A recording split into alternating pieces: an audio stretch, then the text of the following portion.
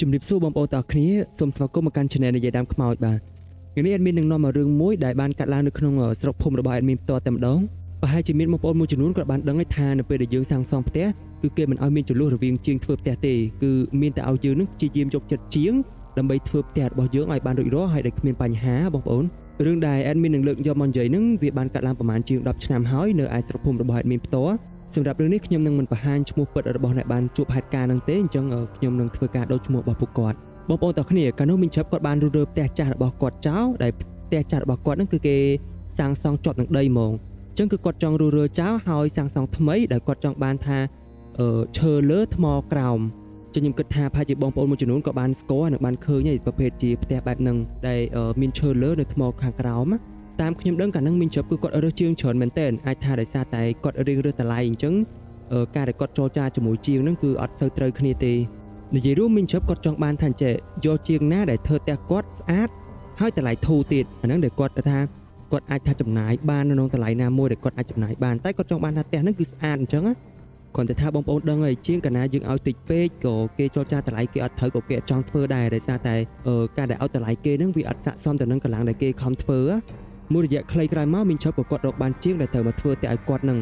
ប៉ុន្តែលើថាជាងហ្នឹងក៏គេអត់ស្ទើរជាចង់ធ្វើឲ្យគាត់ដែរដូចដែលនិយាយត្រាចឹងដោយសារតែមីងឈឹបគាត់សាញពេកបាទសាញពេករហូតដល់ថ្នាក់ថាជាងគេអត់ចង់ធ្វើប៉ុន្តែដោយថាមីងឈឹបគាត់អំបគាត់សុំគេផងអីផងអញ្ចឹងគេក៏សម្រេចចិត្តធ្វើតែឲ្យគាត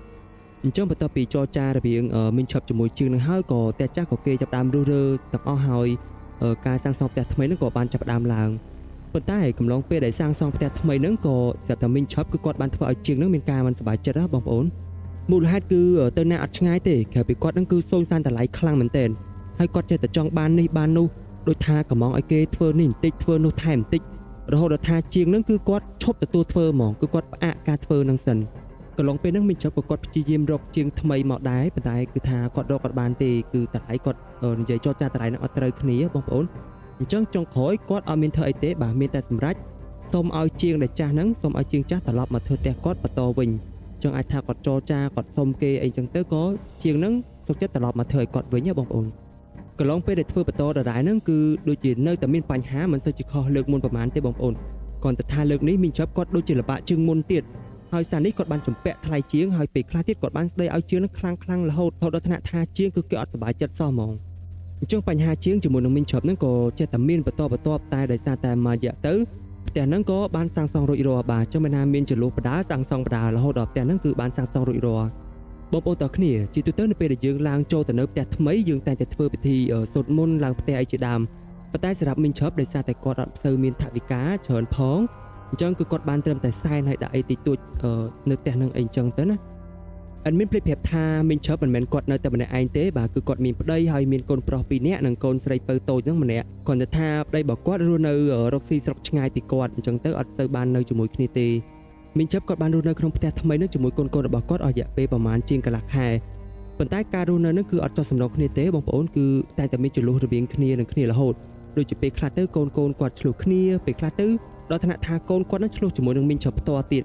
បន្តមកថ្ងៃមួយគឺកូនពៅរបស់មីងឈឹបហ្នឹងថ្ងៃមួយគឺគាត់បានលេងនៅលើកញ្ចដាជាមួយនឹងមិត្តភក្តិរបស់គាត់បងប្អូនលេងប្លុកអីអញ្ចឹងទៅប៉ុន្តែស្រាប់តែពេលហ្នឹងកូនពៅរបស់គាត់គឺបានធ្លាក់ពីលើកញ្ចដាបងប្អូនធ្លាក់ពីជាន់លើរហូតដល់មកដល់ជាន់ក្រោមអញ្ចឹងគឺតែគាត់ធ្វើថ្មីហ្នឹងរៀងខ្ពស់ដែរអញ្ចឹងគឺបានធ្វើឲ្យកូនពៅហ្នឹងគឺនិយាយអត់ចាញ់ទេគេហៅថាទល់ផ្អអអញ្ចឹងនៅពេលដែលកូនពៅគាត់ធ្លាក់រួចហ្នឹងមីងឈឹបក៏គាត់អាចបានចាប់អារម្មណ៍អីច្រើនដែរបាទគាត់ថាគាត់ឲ្យកូនគាត់ហ្នឹងគឺសម្រាប់ហើយបន្ទាប់ពីសម្រាប់ហើយកូនពៅគាត់ក៏ធម្មតាដូចជាអត់មានអីដែលថាកើតឡើងទេតែរឿងដែលមិនធម្មតាហ្នឹងបែរជាកូនពៅរបស់មីងឈឹបហ្នឹងគាត់មានអាការៈប្លែកដូចជាចង់ឲ្យជាដើមអញ្ចឹងទៅរហូតដល់មីងឈឹបគាត់បាននាំយកកូនពៅហ្នឹងទៅពេទ្យហើយទើបដឹងថាកូនពៅរបស់គាត់ហ្នឹងគឺមានការប៉ះពាល់ដល់ខួរក្បាលខ្លាំងដែលតម្រូវឲ្យមានការព្យាបាលហ្នឹងគឺអស់ច្រើនបងប្អូនទាំងអស់គ្នាមិនទាន់នឹងផុតនឹងរឿងនឹងផងបាទដំណឹងមួយទៀតដ៏អាក្រក់បានកើតឡើងគឺកូនប្រុសរបស់មីងឈឹបបានជួបគ្រោះថ្នាក់កន្លែងការងាររហូតដល់ត្រូវសង្គ្រោះបន្ទាន់អញ្ចឹងកូនប្រុសរបស់គាត់ហ្នឹងត្រូវបានគេនាំទៅសង្គ្រោះបន្ទាន់ភ្លាមតែរឿងដែលអាណឹកស្មានដល់បាទកូនប្រុសគាត់ហ្នឹងក៏បានផុតទៅខាមទៅបន្ទាប់ពីចេញពីបន្ទប់សង្គ្រោះបន្ទាន់ប្រហែលជាបានមួយថ្ងៃអញ្ចឹងគឺមានអារម្មណ៍ថាសោកស្ដាយចំពោះមីងឈឹបមែនទែននៅពេលហ្នឹងអញ្ចឹងការធ្វើបុណ្យសពរបស់កូនមីងឈឹបពេលហ្នឹងក៏បានធ្វើឡើងហើយអ្នកភូមិក៏បានចូលរួមគ្នាម្នាក់បន្តិចដើម្បីធ្វើឲ្យពិធីបុណ្យហ្នឹងគឺបានបញ្ចប់ទៅបងប្អូនទាំងគ្នាគ្រូសាមីងឈឹបពេលហ្នឹងគឺគាត់បានធ្លាក់ខ្លាំងបន្តិចហើយពីព្រោះថាចេះតែមានរឿងរ៉ាវផ្សេងអត់ចេះចប់អត់ចេះហើយ ហើយរហូតដល់ថ្នាក់ប្តីគាត់ហ្នឹងគឺអត់មានការងារធ្វើទៀតនៅសុកសុកបើកន្លែងការងារប្តីរបស់មីងឈប់ហ្នឹងក៏ស្រាប់តែអស់ការងារអញ្ចឹងប្តីរបស់គាត់ក៏បានមករស់នៅជាមួយមីងឈប់នៅឯផ្ទះថ្មីដែលធ្វើហើយហ្នឹងអញ្ចឹងនៅពេលដែលប្តីគាត់អស់ការងារគាត់មករស់នៅក្នុងផ្ទះថ្មីហ្នឹងការរស់នៅរវាងគ្រួសាររបស់គាត់គឺអត់សូវចោះសម្រងគ្នាប្រហែលទេបងប្អូនពួកគាត់ចិត្តតែមានរឿងឆ្លោះគ្នារហូតសឹងតែថាឆ្លោះគ្នាអត់មានថ្ងៃលុះហ่ะអញ្ចឹងចលុះរវាងពួកគាត់បាទមីងឈប់ជាមួយនឹងប្តីហ្នឹងក៏ចេះតែកើតឡើងដដែលរហូតដល់ថ្ងៃមួយស្រាប់តែពួកគាត់បានឆ្លោះគ្នាខ្លាំងរហូតដល់មានការប្រាអំពើហិង្សាទៅលើមីងឈប់ទៀតបាទគឺប្តីរបស់មីងឈប់នោះក៏គាត់បានធ្វើការវាយធ្វើបាបទៅលើមីងឈប់អញ្ចឹងនៅពេលដែលអំពើហិង្សានឹងបានកើតឡើងគឺប្តីរបស់មីងឈប់គាត់បានវាយធ្វើបាបមីងឈប់ខ្លាំងមែនទែនអញ្ចឹងកូនប្រុសរបស់មីងឈប់ម្នាក់ទៀតហ្នឹងគាត់ក៏ឃើញអញ្ចឹងគាត់ចង់ជួយម្ដាយអញ្ចឹងហើយគាត់ក៏ទៅយកដបងមួយធំល្មមបាទទៅវាយទៅលើឪពុកហ្នឹងវាយនេះគឺមិនមែនគោលបំណងអីទេគឺគោលបំណងគ្រាន់តែចង់ការពារមីងឈប់ទេដើម្បីកុំឲ្យពូហ្នឹងឲ្យវាយទៅលើមីងឈប់បន្ថែមទៀតតែការវាយរបស់កូនប្រុសហ្នឹងគឺរៀងជ្រុលដៃរហូតធ្វើឲ្យពូហហ្នឹងបាទគឺពេលហ្នឹងបែកក្បាលភ្លាមហើយហូរឈាមមកខ្លាំងមែនទែនអញ្ចឹងនៅយប់នឹងដែរក៏មានអ្នកជិតខាងហ្នឹងគាត់បានប្តឹងទៅអាជ្ញាធរឲ្យមកជួយដោះស្រាយនៅបញ្ហាហ្នឹងអញ្ចឹងអាជ្ញាធរគេក៏បានចំដល់ទីតាំងកន្លែងកាត់ហេតុនៅពេលដែលអាជ្ញាធរគេចុះមកបាទគឺអ្វីដែលធ្វើឲ្យមីងឈប់គាត់សុំអង្វរគេផងសុំអង្វរទៅកាន់អាជ្ញាធរផងអីផងហ្នឹងក៏ប៉ុន្តែគឺมันអាចបានទេបាទគឺអាជ្ញាធរបានធ្វើការសម្រេចចិត្តគឺចាប់កូនប្រុសគាត់ទៅកាន់ទីតាំងប៉ុស្តិ៍សិនដោយសារតែនេះជាអំពើហិង្សាមីងជាពេលហ្នឹងគឺគាត់បានចាប់ផ្ដើមមានសម្ពាធច្រើនព្រោះថានៅក្នុងគ្រួសារគាត់ចេះតែមានរឿងរ៉ាវអត់ចេះចប់អត់ចេះហើយបងប្អូនហើយចឹងគាត់ក៏អត់ដឹងថាត្រូវធ្វើបែបណាដែរព្រោះតែរឿងហ្នឹងវាចេះតែកាត់ឡើងផ្ទួនគ្នាពេកហើយស្រាប់តែយប់ថ្ងៃមួយមីងឆាប់ហ្នឹងគាត់ក៏បានយល់សពឃើញកូនប្រុសគាត់ដែលបានស្លាប់ទៅមកបញ្យល់សពគាត់ថាគាត់ចូលផ្ទះហ្នឹងអត់បានទេដោយសារតែផ្ទះហ្នឹងគឺមានពួកពលឹងធំនៅយាមផ្ទះហ្នឹងហើយឲ្យតែគាត់ចូលទៅដឹងតែពលឹងហ្នឹងគឺចាប់គាត់បោះចេញទៅវិញហ្មងចឹងនៅក្នុងយប់ហ្នឹងគឺមីងចាប់គាត់បានយល់សពឃើញចម្លែកតែតទៅនឹងផ្ទះគាត់ដែលថាមានពលឹងធំហ្នឹងមកការពារផ្ទះគាត់គឺពេលខ្លះឲ្យគាត់ចូលពេលខ្លះទៅចាប់គាត់ដូចថាធ្វើបាបគាត់អីអញ្ចឹងមីងចាប់គាត់អាសាយល់សពឃើញបែបហ្នឹងគាត់ថាគាត់ក៏អត់បានគិតអីវែងឆ្ងាយដែរក៏គាត់គិតថានឹងគាត់តែជាការយល់សពអីធម្មតាអីចឹងទៅតែបងប្អូនមានចាំទេកូនស្រីពៅរបស់គាត់ដែលបានធ្លាក់ពីលើកញ្ចដាអញ្ចឹងរំលងពីប្រហែលថ្ងៃបន្ទាប់ពីគាត់យល់សពចលាយហ្នឹងមកកូនពៅរបស់គាត់គឺបានធ្វើទុកកាន់តែធ្ងន់ឡើងរហូតដល់ថ្នាក់ថាត្រូវវះកាត់បន្ទាន់ទៀតអញ្ចឹងការចំណាយរបស់មីងឈប់ពេលហ្នឹងគឺត្រូវការកើនឡើងខ្លាំងរហូតដល់ថ្នាក់ថាមីងឈប់គាត់បានលក់របស់របរស្ទើរតែទាំងអស់ហើយក៏នៅតែអត់គ្រប់ទៀតបាទនៅថ្ងៃមួយមីងឈប់គាត់ចិត្តពិបាកចិត្តខ្លាំងពេកបងប្អូនដោយសារតែរឿងគ្រួសាររបស់គាត់ហ្នឹងវាចេះតែកើតឡើងបន្តរហូតដូចថាចូលពីរឿងមួយអស់ពីរឿងមួយចូលរឿងមួយអញ្ចឹងគាត់ក៏សម្រេចចិត្តគិតថាចង់ទៅរកគ្រូទាយមើលថាតើនៅក្នុងផ្ទះគាត់ឬក៏គ្រួសារគាត់ហ្នឹងកើតអីបានមានរឿងបែបហ្នឹងរហូតនៅពេលដែលមីងឈប់គាត់បានទៅរកគ្រូទាយក៏ស្រាប់តែគ្រូទាយហ្នឹងគឺបានទាយឲ្យគាត់ថានៅផ្ទះមីងឈប់ហ្នឹងគឺមានពួកអមនុស្សនៅមានពួកវិញ្ញាណអត់ល្អហ្នឹងរស់នៅដោយសារតែមានគេហ្នឹងប្រកបអីអត់ល្អនៅក្នុងផ្ទះគាត់អញ្ចឹងមីងឈប់គាត់មានការភ្ញាក់ផ្អើលខ្លាំងមែនទែននៅពេលហ្នឹងអញ្ចឹងគ្រូទាយហ្នឹងក៏ចិត្តតែសួរទៀតថាមីងឈប់ហ្នឹងធ្លាប់មានចលុះមួយអ្នកចិត្តខាងអីអត់ហើយមីងឈប់គាត់បានឆ្លើយទៅវិញថាគាត់អត់ដែលមានទេចលុះរវាងអ្នកចិត្តខាងប៉ុន្តែគ្រូទាយហ្នឹងគាត់ថាអត់ទេធ្លាប់ដឹងថាមានគេហ្នឹងឃើញមានគេហ្នឹងយកអីទៅដាក់នៅផ្ទះគាត់ហ្នឹងហើយអ្នកហ្នឹងគឺមានចលុះជាមួយនឹងមីងឈប់អញ្ចឹងមីងឈប់ក៏គាត់នឹកឃើញថាគាត់អត់ដែលមានចលុះមួយអ្នកចិត្តខាងទេប៉ុន្តែគាត់មានធ្លាប់មានចលុះជាមួយនឹងជាងធ្វើទេហ៎បងប្អូន